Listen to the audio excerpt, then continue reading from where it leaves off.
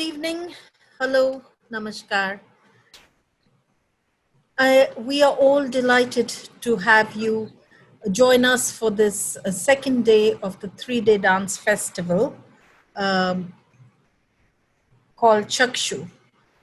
This is a little more than the dance film festival because in addition to the films which you have seen in this last 1 hour, we now have a panel of the filmmakers and dancers and choreographers joining us for this event. May I invite on to join us on the um, Zoom here now, Binish Mahmood and Sanjukta Bagh, Neha Bhatnagar, whose films you saw 2 of them. Red Stamp was Binish's and Sanjukta's film. It was the first one. Neha presented 2 films, Forest and Mother's Love. I would invite my fellow presenter, the sort of dynamic Sangeeta Chatterjee, to join us. She's held this entire festival together through very trying and difficult times. So I'll talk a little bit about that later. But she's joining us today because in the capacity of a dance filmmaker and dancer, you saw her quest, The Lockdown Diary of a Dancer. We have with us Aditi Mangaldas, whose set of films you saw Within from Within. Welcome, Aditi. Thank you for joining us. And then from a city I love very much, Minneapolis, we have Darren Johnson and Ananya Chatterjee, whose film Dastak you saw as part of today's curation. And finally, the last very moving, very evocative film, Grapple, was by Santosh Nair, and Santosh is present here. Welcome, Santosh. I hope you have joined us. I saw you pop up a little bit in the middle of the thing, and I don't see you again. But I'm sure that's only something because I am doing wrong since I'm technologically so challenged. But hello, Santosh. Thank you for joining us. Welcome, everybody. And I'm particularly grateful to some of those who have joined us as attendees today. And I would like to just mention them. I was able to see briefly a glimpse into the Zoom room list of participants, and Leela Venkatraman, Manjari Sinha, Dr. Utpal Banerjee, Dr. Ileana Chituristi. They're all with us and very happy to welcome you. Do remember that you can put in your questions for the panelists in the question and answer box. We were trying to keep chat for comments, but there are many questions that come in the chat too. So I'm happy if you put in your question in chat. Just make it animated, go the way you would like to, and put your question anywhere. I'm trying to keep my eyes on both sides. So this has been a hard event to put together, not because of the curational challenges, because that's always a pleasure to deal with curational challenges, but it's because of the dark and difficult times we are putting it together in. You have no idea how hard it has been on that count, but yet we have persisted. And one of the reasons is that, you know, when you see a ship sinking like the Titanic, for instance, it's not because there is water around it that the ship sinks, but it sinks because water enters it. And what we are trying to do through the light of this creative candle that all of you have so generously shared with us is to sort of make sure that the darkness that seems to be surrounding us, particularly us who are in India right now, outside our homes, doesn't enter into homes, into hearts, and put us down. So for being wonderful light bearers, thank you very much. For sharing generously, thank you very much. Now, every day in the curatorial lineup, we've tried to follow a sort of pattern. So yesterday were dance films that are not seen very often. In fact, it was very interesting to pull them out and bring them on. It was sort of to serve as a appetizer to the fare that was going to follow over the next 2 days. Today's films were films made during the pandemic, except we started with a bit of a twist.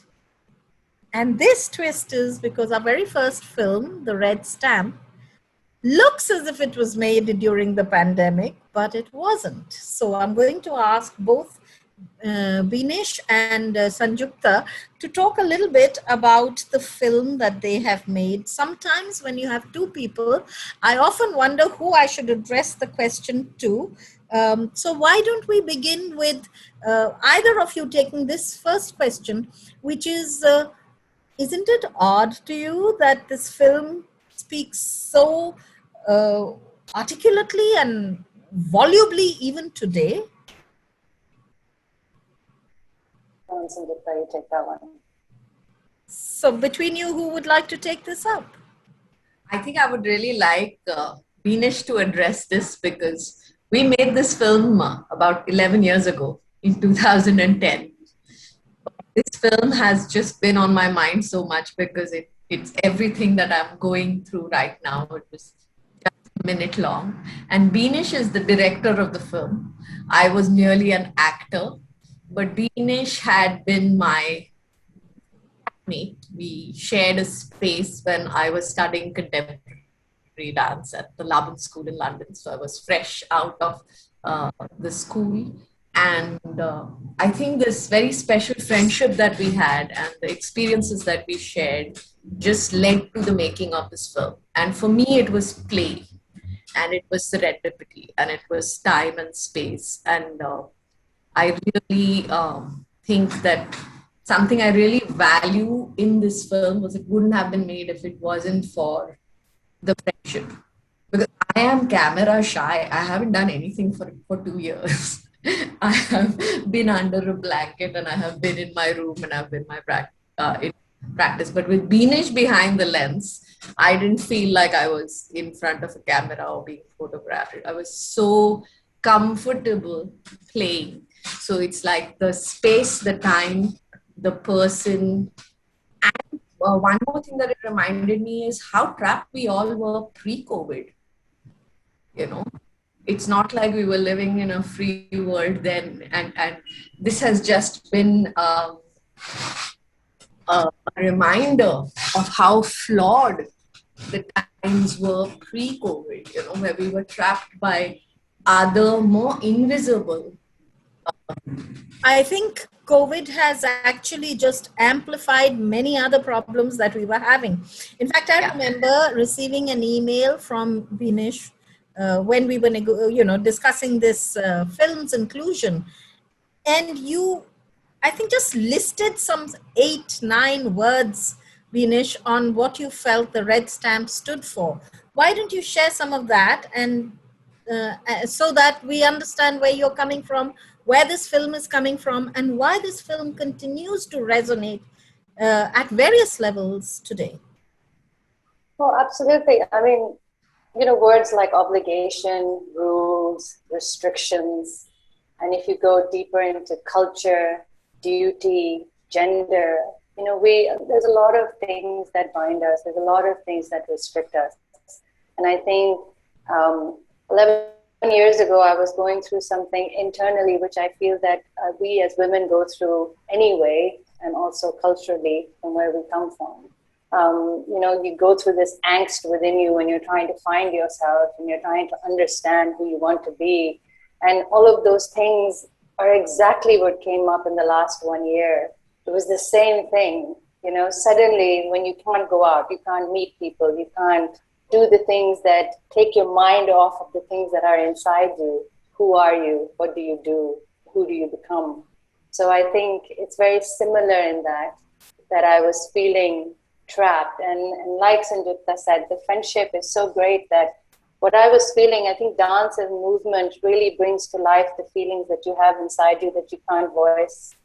And even though I'm not a dancer myself, Sanjukta was able to talk to me and show what I was feeling through her movement.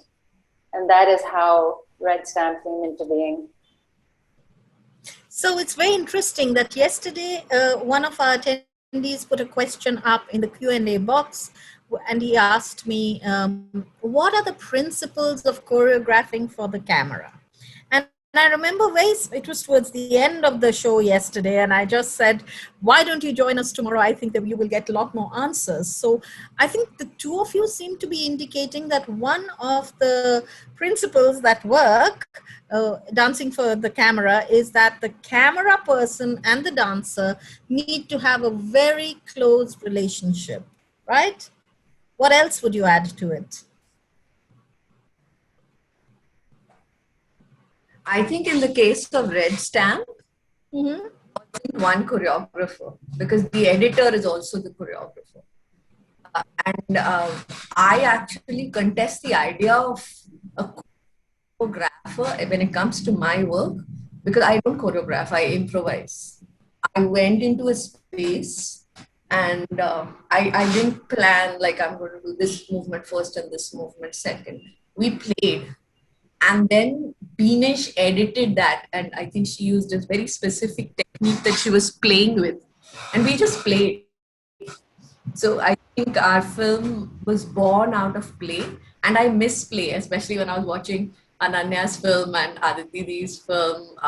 I miss being one of many bodies in a space, and that play that happens, the spontaneous give and take and exchange of energies that happens, and then it happens at the editor's table, I'm sure, when things are planned. I think that's also a choreographer when it's. Yes, it does. And I'm intrigued by the fact that you picked up on the word play, which, has been a word in scholarship for around the arts. And recently, of course, we encountered its Bengali version in Khela, as in Khela Hobe and all that. So quite interesting. Did you not mention to me at one point of time that this was part of your, coursework that you had to submit? So the question that I really wanted to ask you is, so was it a creative indulgence, or was it driven more by compliances of coursework? No, actually, I think coursework was there because I was studying image and communication, so it was all about camera and video. So for this particular film, it's stop motion. So it's a bunch of photographs that you then put together to create movement, but in a sort of jerky sort of way to bring that angst to life. So I think for this, it was definitely a compulsion to put what I was feeling into movement. And because it wasn't choreographed, because it was play, because it was just putting feelings into movement and then seeing what happens and then taking it to the edit table and putting it together. And the red stamp came into life because that window, as you called it, and that something that binds you came into life as an aftermath, visually, so it was definitely something that one had to do rather than coursework. Thank you very much.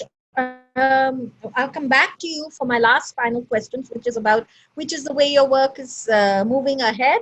And while you think about how you want to answer that question, let me bring on Neha right now. Neha, thank you so much for joining us. As I mentioned earlier, she is in Australia.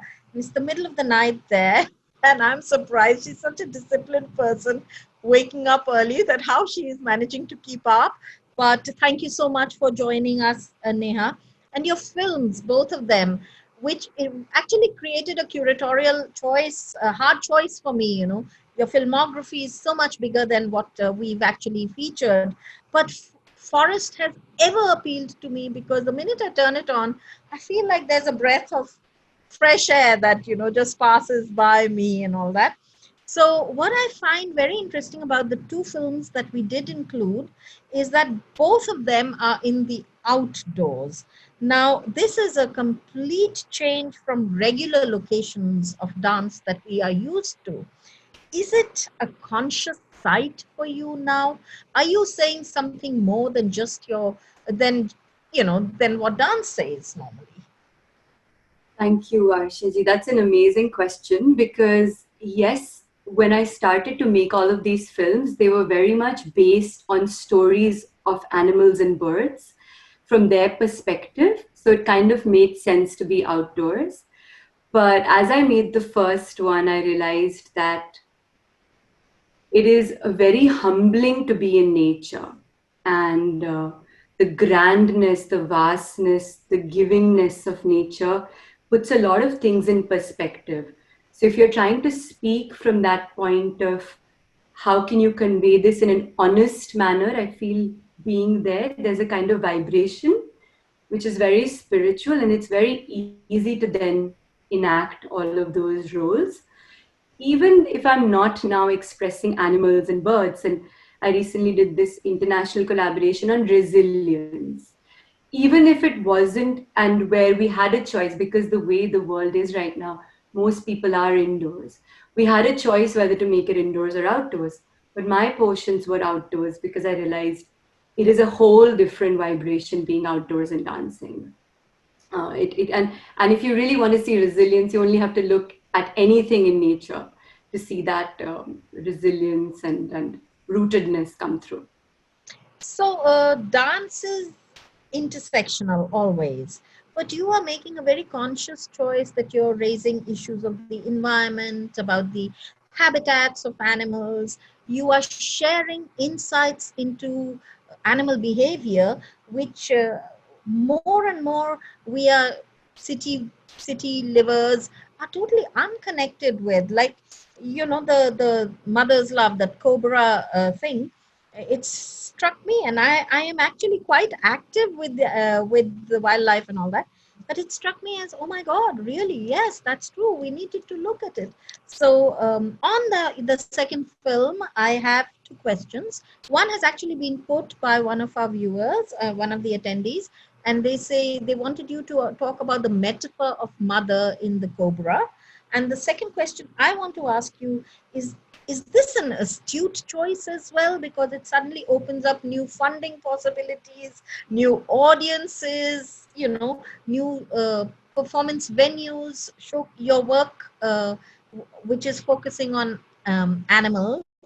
And of course, thank you. Through your work, we get to see a lot of the beauty of the Australian outdoors. Yes. Thankfully for me, because dance is a passion, I did not do this consciously for other aspects of avenues, etc. But yes, you're right. It did open up a lot of new audiences in the form of people who would otherwise not watch classical arts, but would want to appreciate it. How do you then connect it to them? Because often classical arts can get overwhelming when we come in from the background of a stage or the costumes, etc. They are exciting, but a lot of people are like, no, we may not understand it. So it kind of creates that barrier. So really to break it, you kind of need to go down to that the character itself to try to get the message across. But the other part of the cobra was, with animals, I feel like the reason we've all kind of landed in this soup now, and the way life is going ahead, is because more and more humans have let their ego decide the way forward in life. It's all about me, my work, myself, my opportunities, at the cost of everything else. We don't look at who we're hurting, what we're losing in the process. And a king cobra is probably the last thing we'll think about when we think of maternal love. We'll usually think of so many other more gentler, approachable creatures. But who are we to decide who judges who? And that's the beauty of the animal kingdom. Everyone has their beauty, has their role, has their purpose. And humans would do really well if we kind of fit in with this purpose rather than looking at all of them from a lens above. So I'm compelled to ask you one more question, at least in this round, that as I proceed, and that is, obviously you're coming from an activist, environmental activist kind of position. So have you responded to anything immediate? Like something has happened and you have been able to create a work and that it has spoken to people? Right. I think when we had mentioned about the elephant video that I had made, so this situation had come up in India where that elephant in Kerala was either murdered or it was an accident, but she basically ate the firecrackers, right? The pineapple and the firecrackers. And they say she committed suicide because she was pregnant and she went and, she just stood in the river because she couldn't take the pain of and that obviously made me cry when I read it. I absolutely love animals and I couldn't believe something like that could actually be. We could do stuff like this, and I understand farmers have issues as well. So I'm not judging here, but just as a artist, it really struck, and I made a piece on that. And it's but instead of talking of the gloom side of it, I feel that's the power of arts. Yes, definitely we can show the gloom side, but we also have the capacity to uplift people through our actions, which words probably wouldn't have. And I created that piece on the mother and baby elephant. And what if they had lived? How would they have had a bath together? Because elephants love bathing in the river. And so it was just a happy piece and it kind of resonated well. And I saw a couple of news channels had picked it up immediately. So instead of the clipping of the elephant, they were actually showing my dance to get that message across in India, which was very nice to see that that's the power of our. Yeah, I love that piece, and I'm really sorry that we could not include it because I wanted to give the shock of the cobras. So hence, with limited time, I could not do that. I'm sorry. Maybe there'll be another occasion when we can feature the mother and the baby elephant. I think it's called that only, isn't it? Mother and baby elephant. Yes, Yeah. it is. So thank you so much for sharing with us such a wonderful fractal of the way dance intersects with other issues. Thank you so much. Aditi, can I talk to you next, please, about Within from Within? So thank you so much. You know, this is for all of you. The chat thing has gone on quite a long time, and it's only wonderful words. And in the Q&A also, there are wonderful words about all of you. Aditi, there have been some panelists who have made remarked on your work.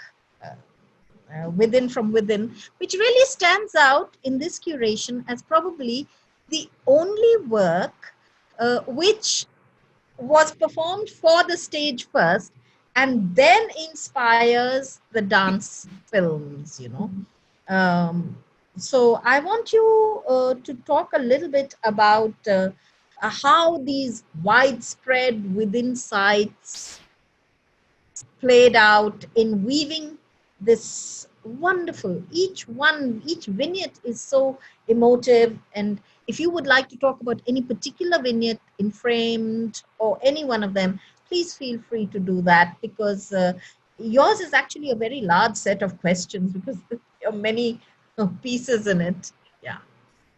Thank you, Arshia, and thank you, Sangeeta, for having me here.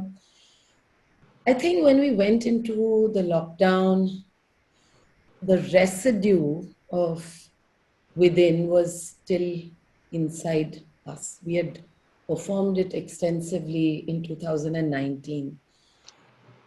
In all the dancers within me, the memory of the emotional, physical, intellectual memory of Within was still with us. And yet something had changed drastically. I chose Within also because it's about the actual production, is about looking at the duality of humanity and brutality that is within each of us. And the current time is so many emotions are in this cauldron. It's like a roller coaster of, I don't know the word of multiplicity rather than duality of emotions that are surging through us. So I wanted to explore what this current situation, and as you know, Arshia, most of my work responds to the now when I start to make it. So how do we explore our current reality through this production? The compulsions were, I'm a Kathak dancer, Kathakar. I wanted to find a different way of reaching out and narrating maybe a completely different story. I wanted to find expansion within this sudden constriction. I wanted to keep the creativity alive, however much I could within myself and my dancers. And most importantly, that we are all privileged that we are even sitting and discussing all this. But these films were made in collaboration with Raw Mango and Art Matters as a fundraiser to offer it to people that, okay, guys, please open your hearts. Because we raised funds for the artists who are really struggling to survive. And now I'm talking about August or somewhere 2020. And so, how do you respond? As you said, if I wanted to explain one of the films in Unravel, you see the within. There's a ring in the performance where I'm within it and I'm trapped. It's circular, and with the camera I was able to move really close, and it was actually a circle in my dining chair. There were little holes. That was the design of the dining chair. So I made that as the keyhole. I don't have to say I'm trapped, because as soon as you bring this in, you talk about being excluded from something else. Things like that, in the last film, Impassion, it's about yaar ko humne ja baja dekha all over. So we use this metaphor of spinning, but the camera also was spinning with me. So suddenly you saw the chaos of my room, and then suddenly a blank wall with just shadows. And I thought that expressed again this duality and this multiplicity. Or this boy spinning quite beautifully and yet in a closet with all his clothes hanging all around. So these were residual things that we tried to explore while making the film Within from Within. So it's interesting that you talked about the dining chair, because my next question is a little bit about that. Now, Aditi, everybody knows that you're very particular about the perfect light, the perfect angle, and you will not broker any shortcoming. You will go that extra mile to ensure it. During lockdown, we were particularly, shuttered in, and we had to make do with what was available. Even for our food, we had to make do with what was available and things like that. So, how did you deal with this enforced, limitations, and how did you minimize it from your work? Well, I think the first thing to say is that it's okay not to know. It's okay to fail. And it's okay to show your vulnerability, I think. I mean, my first reaction with the lockdown was to put a camera in front of me and actually dance things that I was not really comfortable with. I had just made maybe half an hour before, so I was making mistakes. And I think I wanted to reach out with this vulnerability that, guys, it's okay. We all don't know what's happening. We are all in the same boat. So I would begin with that. And then, I would say I'm the world's worst photographer. I was the last person to ever, even on a family holiday, to take family photographs, let alone a dance video, or try to think of angles and all. But one had to, the reality was this, forget what was or what may happen. And therefore, one had to reskill, one had to reimagine, and then transform. One is, Arshia, about the technique. Technique. So we all started learning about this little instrument that we all have, experimenting with it. What are angles? What does the camera see against what I see? What light does? What shades of shadows there are? some things that you take so much for granted. How does something moving very fast, how is that captured? How can you suspend time and space? Because you can with a lens.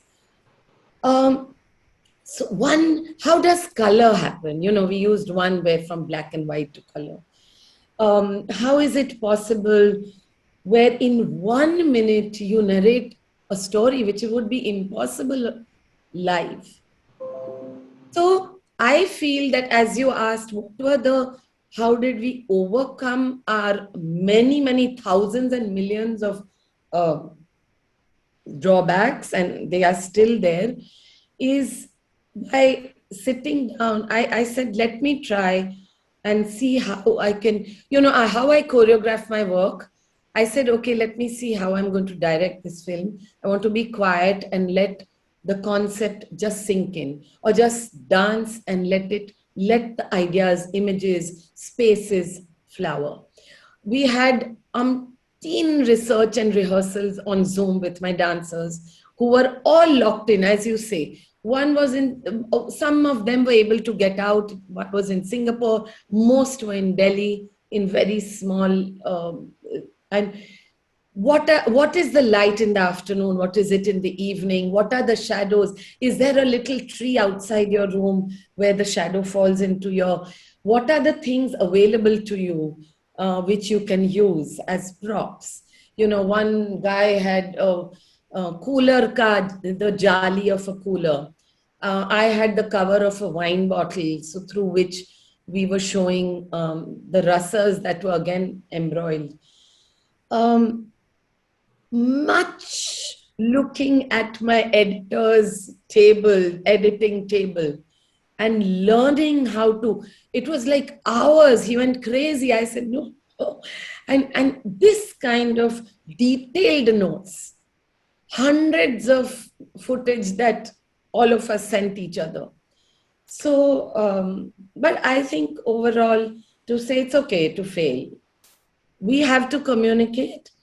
This is not, has not been a medium. Who knows what is going to happen in the future? And let's make the best of it with what we have.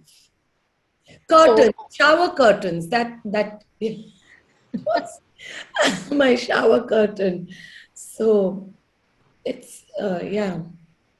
Yeah, experiments, taking opportunities, serendipity plays a very big role in normal filmmaking.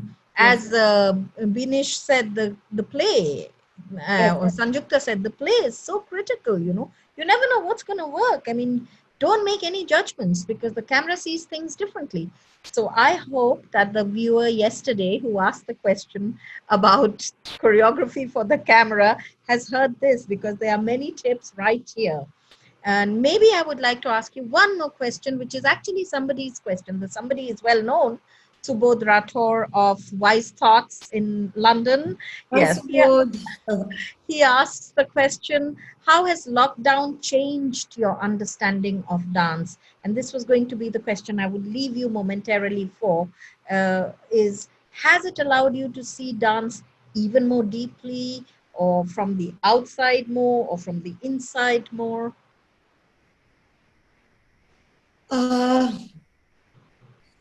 You know, the first thing that happened with this lockdown is I found security in what is known, because everything was unknown outside, right? Everything with suddenly, and one thing that we decided to do, Subodh, is to not let go of our regime. Every single day, 10 o'clock, Zoom, dancers from wherever. Okay, let's tie our ghungroos, whoever could, and let's just dance it out. Whatever we knew, whatever happened.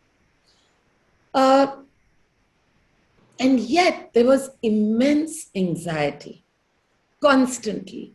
I mean, this has not been a part of my dance vocabulary so much in before the pandemic, to have this kind of anxiety. And now what we see is this kind of devastation unfolding.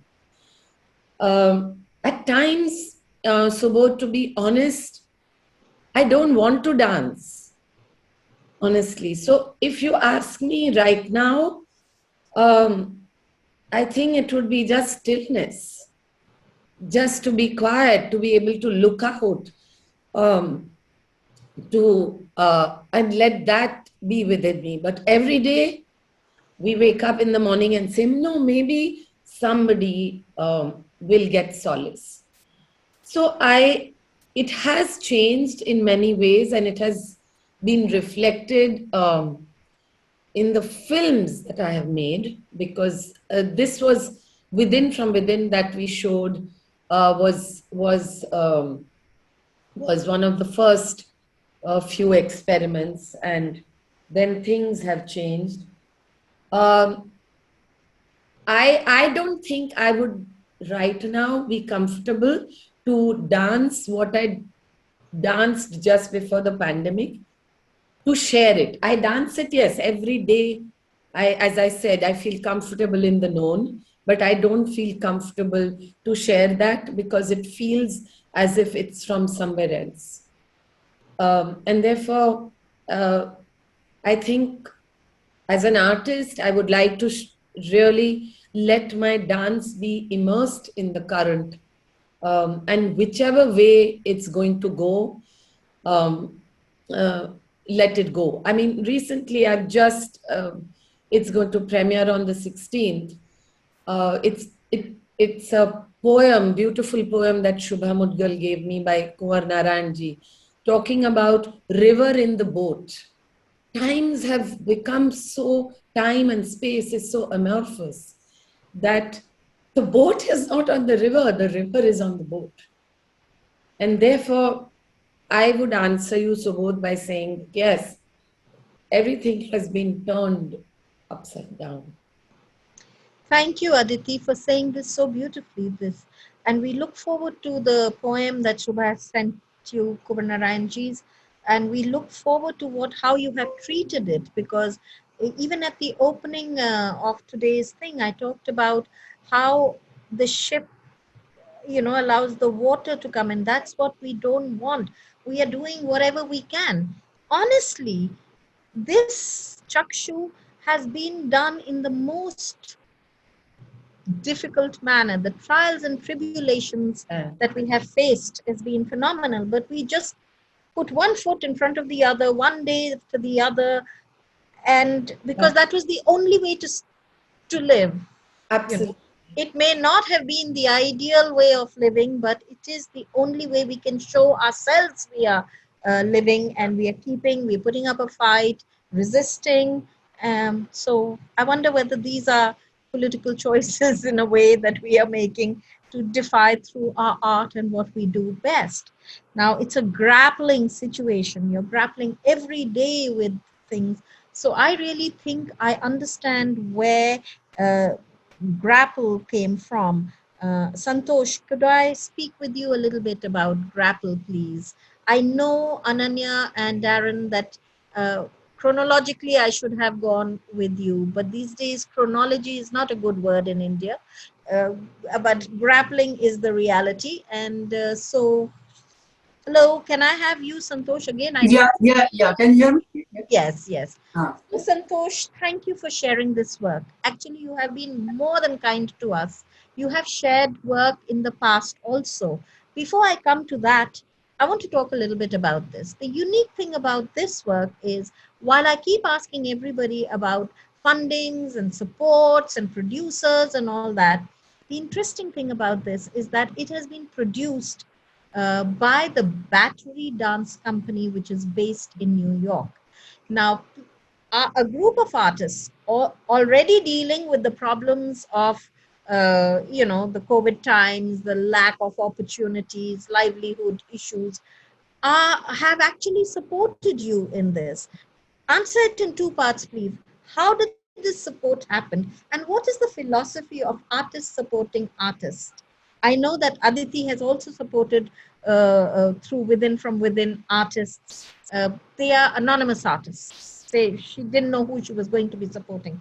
But Battery knew who they were supporting. So what is this philosophy, and how did it happen? See, basically this festival came to me when I was interacting with Jonathan through Messenger, and he was asking what's happening in India and Delhi. So I was told him about, after lockdown, everybody is just, finding their own ways in the social media, especially. And like there's a different meetings and people are, showing their work and all. And I told him I was preparing some small piece for one song, which composed and created by Maulik Shah and Ishira Parekh. And they asked me to create some small contemporary piece for that particular song. I told him I'm preparing some piece for making some small video. Then he, told me about, can you make some dance film for my festival if you're interested? And, I suddenly given the reply to him, it's a very good opportunity for me. And from there, the grapple started. And because the responsibility began to me, especially because before that, we are just making productions and performing on stage. Making a dance film was a totally new area for us. But I started as small, videos, making some our own promotional thing for Sadhya, for my company, to promote our company work and classes, workshop. This was little began, small level, but presenting work in the festival was an international festival for Bhakti Dance Company when they're organizing. They're inviting different entries from different countries. So it's a huge responsibility in my shoulder. So that grapple began from there, and I created this piece with a small number of people. Because of the lockdown, we can't bring many people in the studio. So I involved only my two dancers, Sudhir and Sahul was part of that movie. So these films that you made, the small promotional films, what have you done with that? The films you made to promote Sadhya. Yes. Because that by itself is a genre of dance filmmaking, with Yes. promotional films. Yeah. Because, we have plenty of big work and the small work like productions and organizing festivals. And one of my students, is very good in the editing and all. So I asked him to edit some of our old work and post it in the social media. At least people know about, what all happened in Sadhya. Right. So this is the beginning of that whole process. And making the grapple is a totally different experience. And the good part, this festival was the paid festival, and that, help us to bring the professional aspects like the cameraman and the light person and the editor person, and we can able to pay also to our artists, because always motivate them, especially during the lockdown time. Right, I understand that. And in fact, I find it very interesting the way you have used light and the note about grapple that you sent. It's a small few lines, but it said that, between darkness and light, and you grapple to get to the light point. But, the very interesting thing, and which actually comes through in this, is that both in the darkness, you disappear, and in the light, you disappear. In too much light, it is in that period of grayness as you're moving that the dancer gets seen. Dark, no dancer seen. Too much light, no dancer seen. But in between, so it's actually quite a philosophical thing, and teaches us the lesson that yahi zindagi ka naam hai. This is what life is all about. Not Exactly. when it's too bad, or not when it's too good. Talk a little bit about the earlier film that you had made also, which I included for the In Motion Dance Festival's curation. Yes. That was the piece called The Awakening. Yes. And that was the more into the spiritual line, because, I was working on that yogic side, and because I have the Chow background, and Chow has that quality where you can use your body and the inside your own spiritual world to explore, and using the body as instruments. So I created this piece at Zorba the Buddha, and my friend Ashwin given me the whole space as a collaborator to use that space for the video. And the whole piece, the awakening. especially in the dark period, when we are all going through the all mentally and physically. So that piece is basically based on how to at least motivate yourself and explore yourself from inside. And that's very important. And somewhere, that is carrying forward for all of us to explore the inner world. So I think the lockdown period and the extended lockdown period has actually compelled us to go inwards and see our work through a spiritual lens as well. Exactly. Yeah. See, this is basically is a pause for all of us. It is. Because we've gone through, from the last maybe more than 30 years, 40 years, many people are, just busy with their own performances, shows and all. But this particular time is given a lot of scope to explore in yourself. Well, thank you so much for sharing so frankly about how the process worked out for you. And I hope you get many more paid festivals so that we get some lovely films. Yes, artists need that. And the amazing artists you have at Sadhya. Thank you. Thank you, Arshaji and Sangeeta, for organizing this wonderful festival. And it's a very, very important aspect, especially for this difficult time. Thank you so much. And it may well be an indication of the way forward, what will happen tomorrow. Exactly. So thanks. Thank you. Sangeeta, technically I should ask you some questions at this point, but because you are hosting the festival with me, if you don't mind, I would like to ask Darren and Ananya the questions first. So again, when I'm faced with the two of you and sitting together as well in distant Minneapolis, my city of great love and affection, I don't know who I should ask this question from first. But let me begin with you, Ananya. And you have, I know, I saw that Darren. Darren is a man of few words, but some amazing canoeing skills.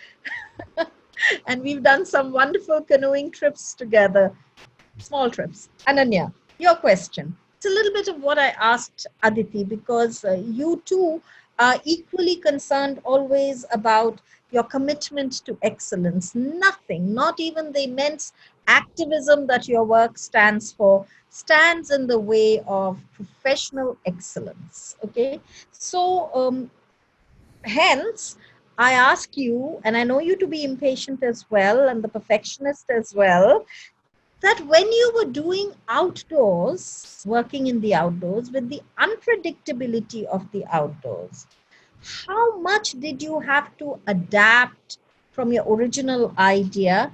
This should feed into a bigger question, which is that you have mostly made your work for stage.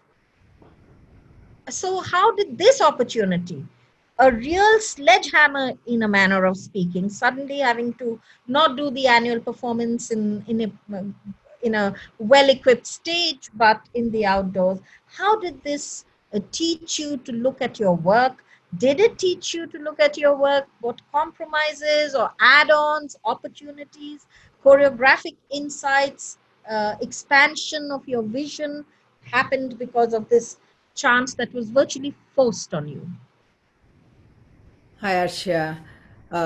So, because I think the first thing about the commitment to excellence is to understand how we speak to the imaginations of audiences, right? And here we were in Minneapolis, under a regime of hate, as you know, politically. And then May 25th happened, the murder of, here we were, the murder of Mr. George Floyd happened, and people poured out onto the streets. The first thing I want to recognize is that everything was filmed around us, around my house, around the institute where we rehearse. Everything is right there.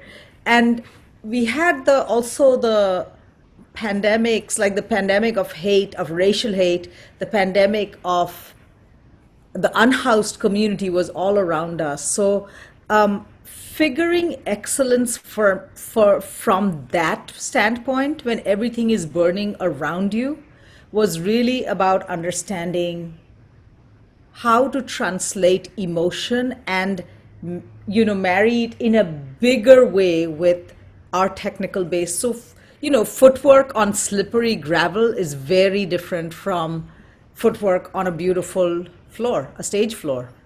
And I think trying to say bowls over our masks, so difficult, and trying to find, it was a really difficult thing to re-find the specificity, the aesthetic specificity, which is so important to me.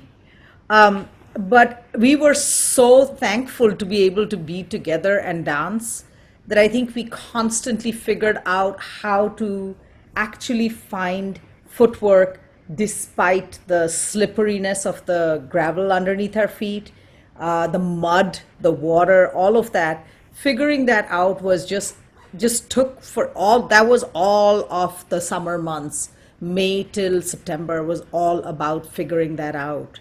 And I think the other thing I'll say is that living with a filmmaker and seeing how he edits over the years has just really, this really shifted my choreographic imagination. I love live performance. I'm committed to live performance. But choreographing for dance films is just an entirely different skills, and I really had to think through how memory might work. Right? We don't imagine memory. Memory doesn't work in a linear way, right? It juxtaposes different things. So when I witnessed Darren's editing work process, I was able to reimagine choreographically how things might juxtapose, how time and space could be really intermingled in important ways to suggest the reality that we were living through. So I feel like I learned to choreograph in two ways. I learned to choreograph for film, and I remember, I figured out how to choreograph for the stage some time ago, but now I learned to choreograph for film. It's a different skill. So thank you for explaining this. And again, I hope that your answer speaks to the person who asked me the question yesterday about, what are the principles of choreographing for the camera.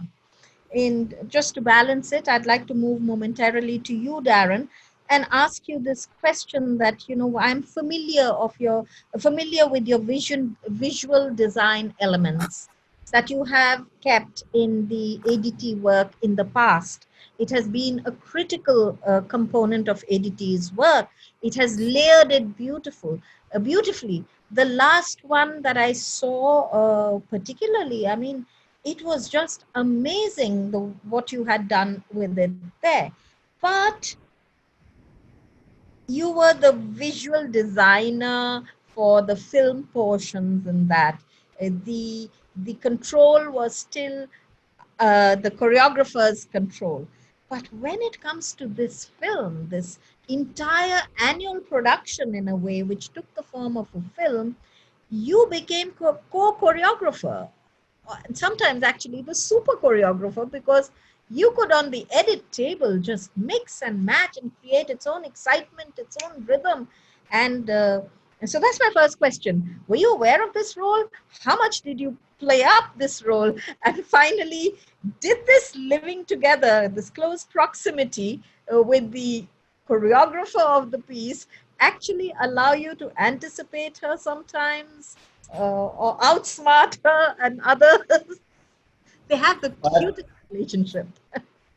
I have to use reverse psychology because whatever I say, she'll say, no, we'll do the opposite. No, we've worked together for a long time. And so I think we understand each other's sensibilities pretty well. And where each other's going with that. There's actually a lot of unspoken language. It's just like, here's an idea. And without fleshing it out, I think we're pretty much on the same page with a lot of it. This project really differed in the sense that when I'm designing multimedia for the stage, it's kind of designing stuff to augment the performance, whereas this is really helping to create the performance and bringing people a different experience than they can get from watching a stage performance, and try to imagine, where I'm really at with with dance films these days is like, what does the dancer see when they're dancing? And I'm really moving the camera more to try to get into where the dancer's at. And this was the beginning of that sort of, creating different worlds that you can't create on stage. That's true. I mean, I have watched watched Dastak now several times, and there are beautiful moments about it which I wait for to catch when it comes. And one of them, for instance, is the little boat moment. When that little boat is there, and it's sort of not there or not there again, as you said, about memories. And it's so many things that it says. Minneapolis is a hub of refugee settlements as well, so this boat and all that. And actually my opening choice of the ship metaphor today was driven by that. And it's so strange that Aditi picks it up and is going to be working next on the imagery of the boat and the river. Okay, that was just something I wanted to lead in with. But the question I really want to ask you, Ananya, is this braiding that you do of stated and the unstated, or stated and the suggested, the two cultures, the Native American culture and the Indian culture, 108 beads, 108, Surya Namaskars, the saris, the bindis and all that.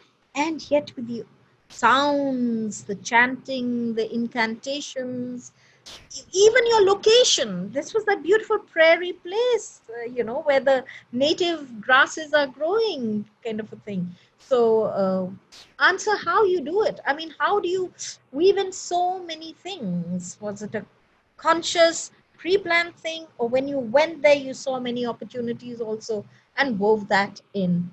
And I'm saying this when my next question is going to be about fire, which really is my favorite segment in it. Who wants to answer it? Ananya, I think you should answer this one.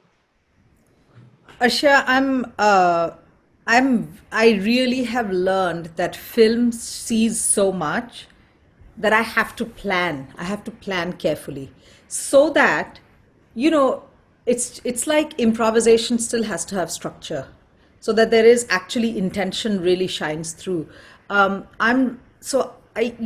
we're responding both to the space of Native American genocide here, and also, as I said, the African American communities and police brutality. So it's not just one thing, but I am very clear that my training is in South Asian dance. I'm an Indian dance practitioner.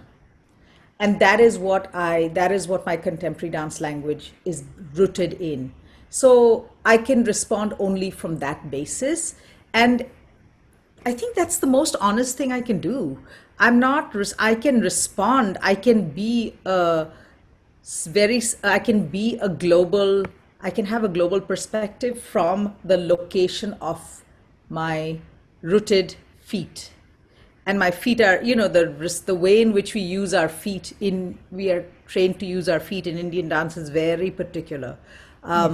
I use the flexion, the heaviness of my footwork, the grounded yet nimble technique of Indian footwork to really take me across different sites, but to respond from that basis. It's really important to me and to the dancers I work with that we remain culturally located or aesthetically located inside this aesthetic and then respond from that.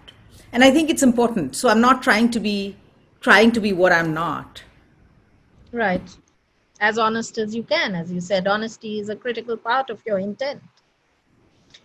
So Darren, you have made another film on ADT, which has been forever in the making. It took, you've been capturing them, their challenges, their rise, their achievements. And it's a wonderful film. Tree Foundation has had the privilege of showing that film here in India. It is a labor of love stretched over a very long time. And this is also a labor of love, I'm sure, but sort of capsuled in a short time. How did you feel between the two processes? I want you to give the answer from the director's point of view so that the person who asked me that question, what choreography for the camera, can see that different visions encapsulate different works? Well, the first one is more of a documentary. So that's more of getting to tell their story, how the company evolved. Whereas this one, it's more of a narrative. It's helping to tell the story and creating the story with them. What are we trying to get at here, and how do we tell the story? So they're very, very different approaches to it. Right. Yeah. And what thrills you more? You know, they both are interesting. They both have their own challenges. In the documentary style, I think it's trying to get at the truth of what's going on and telling that truth in an innovative way. So it's not just kind of formulaic, you know, A, then B, then C, and particularly working with metaphor of dance to really try to metaphorically get at the story and what's going on. You know, we're working with metaphor a lot, actually more so even in this one, but it's like, okay, here's what we want to convey. How do we get there? You know, and you're creating footage, whereas documentary, we're using footage that goes back 10 years in some cases, and it's, you know, 90% stage performances, taking stuff off the stage, which is interesting because, you know, as an audience member, you're seeing a wide stage, so when you go back and look at the film, you try to capture, you know, what you can put in the box, you know, and the gestures. Yeah, there's a lot more leeway when you're on location because you can film those close-ups or the mudras. Yes, I noticed that leeway in that fire thing, for instance.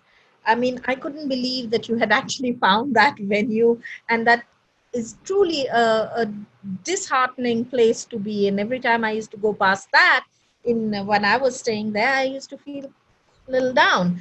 But you made it into a site, and the way from that red, you know, the weave of the red tape kind of a thing that you caught some.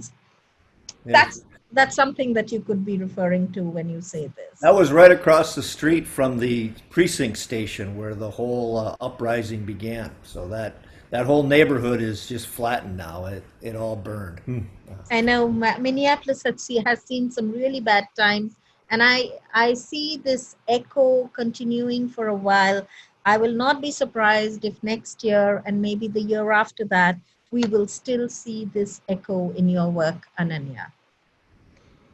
Yeah, just a reminder though that the issue is the the uprising is a result of long time injustice.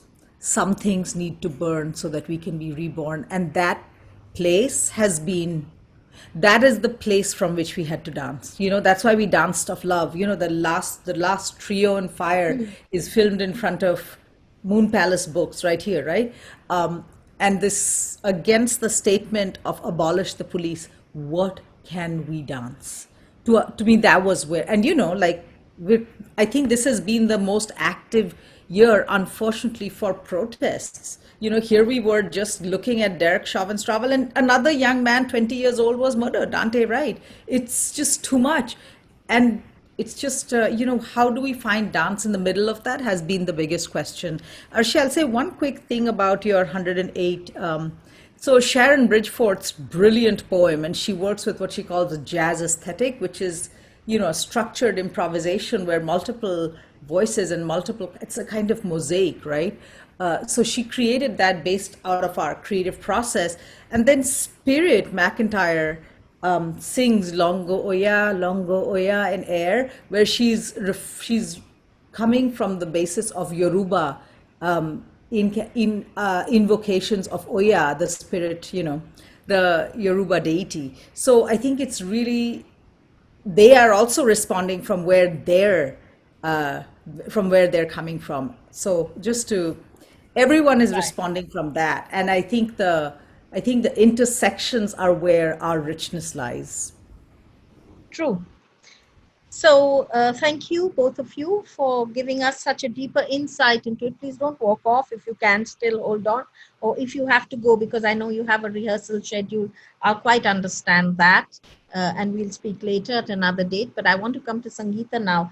And Sangeeta, I really have two very important questions to ask you. The first question is a bit of a chicken and egg kind of a question. did the idea drive your film? Did the idea and the experience of being locked in and not being in the glamorous spaces and the beauty spaces and under the lights, but being in domestic environments locked up there, did that idea drive your work, or was it the possibilities of the camera and the editing table that come together that really drove your work? So, what was the driving force in this work? Well, first of all, I would like to thank you, Arsha ji, for insisting me to keep Quest in this curation, because I was feeling out of box, because as you know, and I have spoken to you, that Quest was never planned to become a film. I never knew that what am I doing.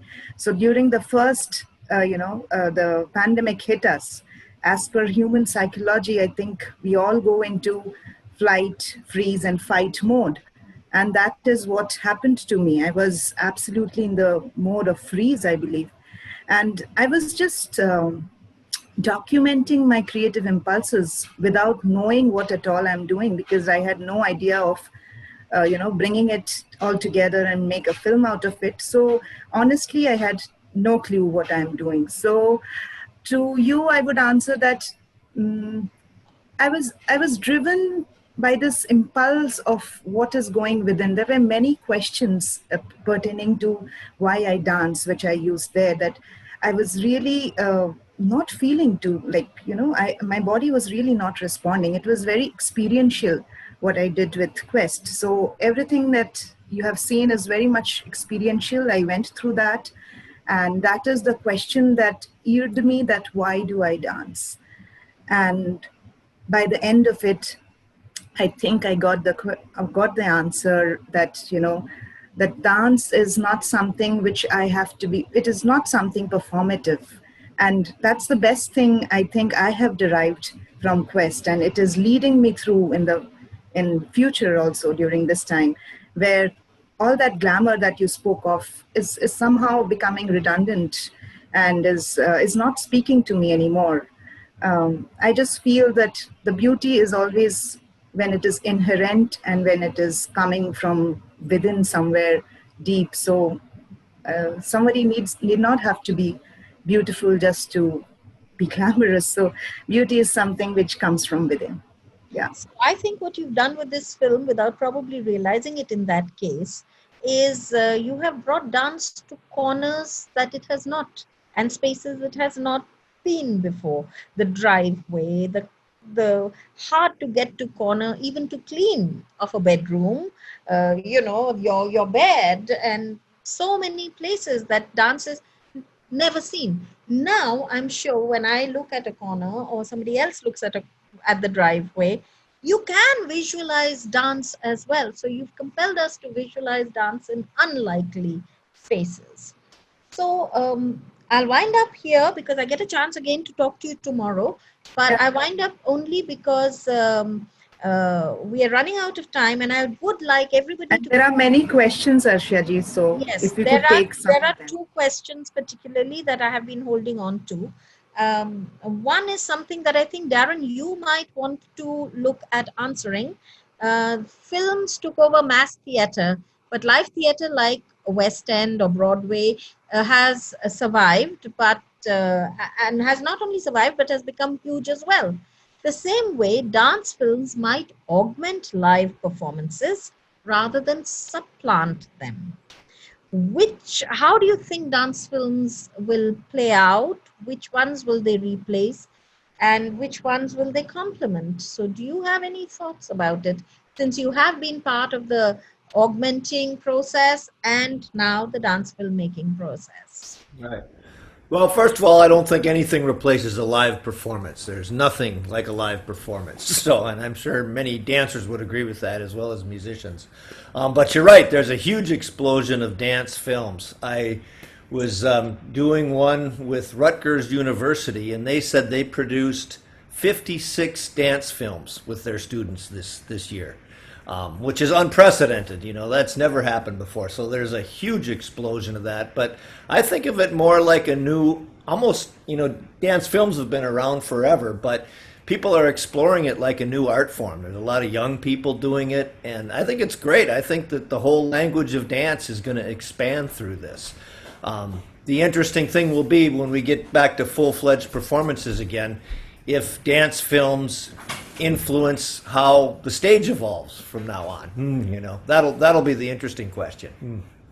Yes, I know. I've seen some lovely performances that are built around the dance film. That's a central dancer in the production kind of thing. So thank you very much, Darren, for giving us this answer. And that is true. Nothing can change the magic of a live performance. I'll end off by asking you a question that Shruti Vasudevan has asked me. By the way, this dance film question also is from a dancer and a London-based dancer. And let me see if I can access the name. Yeah, Neelambari, who is a London-based Odissi dancer. We'll end off with asking everybody for a quick take on Shruti's question, which is, did choreographing specifically for the camera impact or change your understanding of dance and yourself as a dancer? Maybe we take this from Santosh. Ananya, before you leave, would you like to do this? Did this dance work? You heard the question, did you? Yeah. Yeah. Change your understanding. Yeah, I think it completely changes. That's exactly what I'm trying to say. That as a choreographer for the stage, I have a different understanding of structure. And choreographing for the camera, the structure is entirely different because different things are possible. Because, you know, editing is possible. Because and I want to say that that it's not a shortcut, right? It's not a shortcut like, oh, I did the footwork bad or I fell off balance here, so I can cut it out. It's not that. Sometimes I think I hear people say that and it really bothers me because it's about imagery. What is the juxtaposition you can create with imagery that can enrich the articulation of your thematic focus? That's what I think, structurally. Thank you so much, Ananya. Santosh, would you like to say something about this? You need to unmute yourself. Yep. Yeah. See, basically, there's two different mediums totally. The choreographing for stage performance and for the camera. What I realize is two has very beautiful the advantage and the disadvantage also. Because here for the camera, you require a lot of patience yourself. Because in one sequence, you can shot in different angles. In multiple angles, you can shoot. Here as a dancer, you know, because as a physical dancer, require a lot of strength and a lot of patience for yourself. But the stage performance, when you create a 30 minutes piece, you just finish it in 30 minutes. But for the camera, scope is much more here for the camera. Because you can use different angles, and editing is the best thing, you know, when you, as a choreographer, working with the editor, is give you a lot of different dimension, basically. Right. So I feel it's the two different interesting areas. It's interesting that you talk about the labor and the multiplying of the labor exponentially when you make a film. Whereas we know many people say, film banao, khatam karo and all that. It's the other way around. Neha, hello, wake up, darling. I know it's the middle of the night for you. But tell me, has this opportunity of working with dance film changed you, changed your dance? I think Santosh sir is right about the perspectives it gives. And so oftentimes with this stage, there are a lot of emotions that, let's say, someone sitting right at the back is not able to see when there's abhinay involved, and very subtle abhinaya. So that is very well communicated through the lens, and we have the advantage of that. That's for sure. The other thing is, of course, right, experimenting with locations. How often does that happen? If you want to share a pertinent message. So just an example, I don't know if you know, I run this project called Sarvam Shakti, which works with slum girls and empowerment and arts. And what is interesting is I noticed recently, I wanted to share something about them and learning in the slums. But if that performance had been done on the stage, yes, it would have still been moving, but to see that through the lens of how they, in their background, in their comfort zone, they're doing something which is so not available for them otherwise, it completely brought a different emotion to their dance altogether. And I think only the lens could have captured that level of sensitivity, which if you remove them from their setting may not come. So I think it's a very important medium going forward. I think so too. I'm glad you've picked up on the capacity of the lens to be able to catch a little tremor of the hand too, which on the large auditoriums that we have to deal with, you lose, right? So thank you very much. Can I give you the last word, Aditi? And let me ask Binish and Sanjukta to give their inputs on this aspect. Binish, maybe you first? So I guess I was thinking about this as you guys were talking. For me, it's different because I'm not a dancer myself, but I'm behind the camera. So the way I see it is a bit different. But just like you said, an image can say so much. So you don't need, and I'm a wordy person. I talk a lot and I can articulate until, the cows come home. But, and I can do that. But I think that what an image says is so impactful. And I think there's something to be said about a still image and a moving image. So when you pause an image, it says something very different to when you move that image. And playing between that with the camera tells a very different story. So what you can do with dance and movement when you freeze frame it, as somebody mentioned, and then when you move it, is so powerful. And the training possibilities, the still and the movement happening together. The camera just opens up a whole new world. Different world, absolutely. And I definitely want to take this opportunity to thank you for inspiring me again, for making me a part of this, because hearing everybody's story, it's definitely inspired me to make more films, because I haven't done it in a while. That's so thank you so much for that. We spoke, I told you, I want you to be back in making films. Absolutely. That's wonderful. I am looking forward to that. So thank you. Thank you. Sanjukta, where are you? I don't see you. Hi, I'm here. Sanjukta. Tell me, when you made the film, or have you made any others since? No, I just wanted to talk about this idea of liveness, because I miss liveness so much. But there are very few people who can capture liveness from behind the lens, and that's extremely important, because when I look at all my work that's been filmed, it's ghastly. I don't want to show that, because it's like this one camera view with it doesn't look anything like the live. Making a dance film. My nan who was there, she filmed my work in New York, and that is the piece that I've been able to put out there for audiences. So I think as dancers, even archiving our own work and recording process need to have that sensitive eye behind the camera to do it. You can't just put a camera there in the corner and record. It's very important for the person behind the lens to breathe with you. And I think breath, and I think Kalpana spoke about that yesterday as well, the breath is really going to lead us through this. We need to breathe together and collectively. I think it's not an individual process. It's all of us working collectively. Dance film more than anything else. It's Binesh's work. It's our work. It can't be a singular. The point you mentioned about liveness, about breath, it plays in the editing also.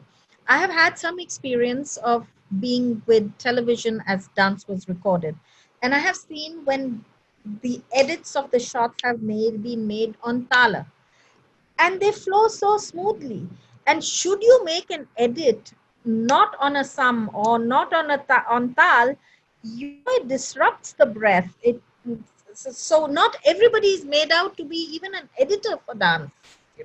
You have to have that sensibility. Now, how you build that sensibility in each other is a process of investment, but that's important. Okay, thank you so much for sharing. Aditi, have the last word on how dance and dance filmmaking changes you as a person and your dance?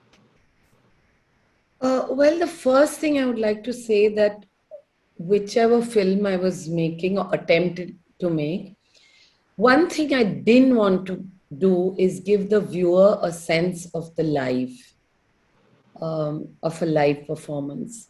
But what I did want to do is give a feeling that one would not get were we in a live performance. So everything that the camera can see, can tell, can feel, to use those inputs rather than trying to attempt to make a film that is live. So I have a question actually, that who tells the story? Is it a dancer? Is it the choreographer? Is it the image? Is it the camera? Is it the editor? Is it the music? Is it the suspension and the contraction or the expansion of time and space? Is it the light? Is it the color? So there are so many textures. And what I find fascinating is that with this medium, in 1 minute, you can capture an entire narrative, which is for me fascinating. And how the performing arts and the visual arts, somehow the line gets amorphous, so it seeps into each other. Of course, it will impact what one thinks, how one approaches one's work. And it's interesting. I think the film I just made recently, Lost in the Forest, the camera person, as Sanjukta mentioned, breath, he was dancing with me. I mean, it was incredible because, we are taught to project distant, but the camera was here and he wasn't necessarily catching my eyes. He was catching the whole of me, but with a movement. So he was spinning around me, dancing with me. When I was showing the river, he was actually becoming the river, the camera. It was quite, and I had to stop myself from just stopping and watching his movements, Nirvair Singh, that is. So when I saw that, there is a long way for at least my attempts at filmmaking goes. But it's an interesting journey, and I think it is impacting the way one thinks, one explores dance and choreography.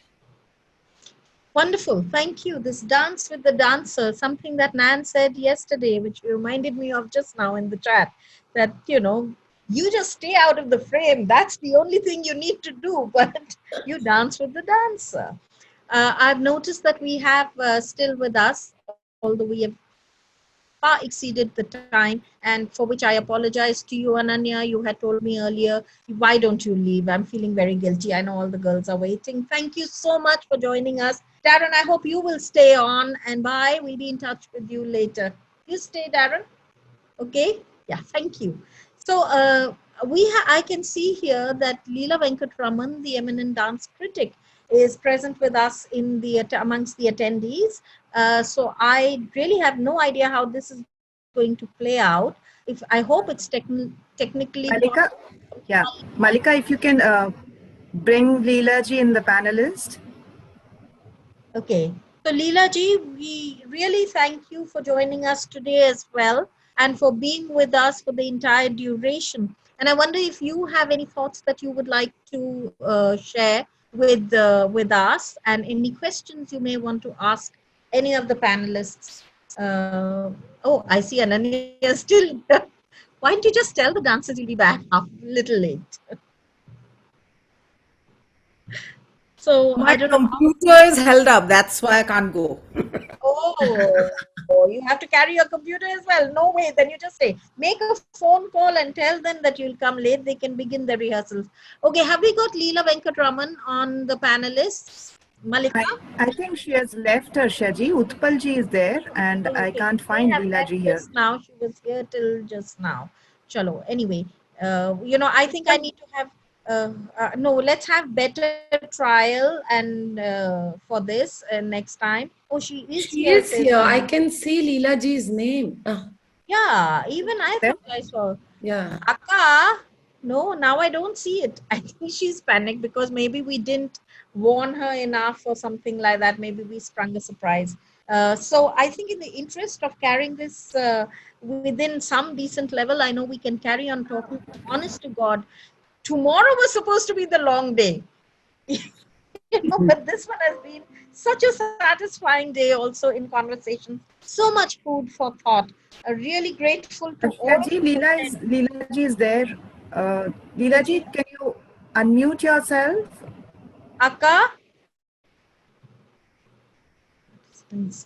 Okay, I think I've done something wrong again, maybe. No? No, no, she's there, but maybe she's not able Okay. to I unmute think her. we should speak to her tomorrow or for tomorrow if we are going to do this. I hope she can join us tomorrow. I apologize to you, Lilaka.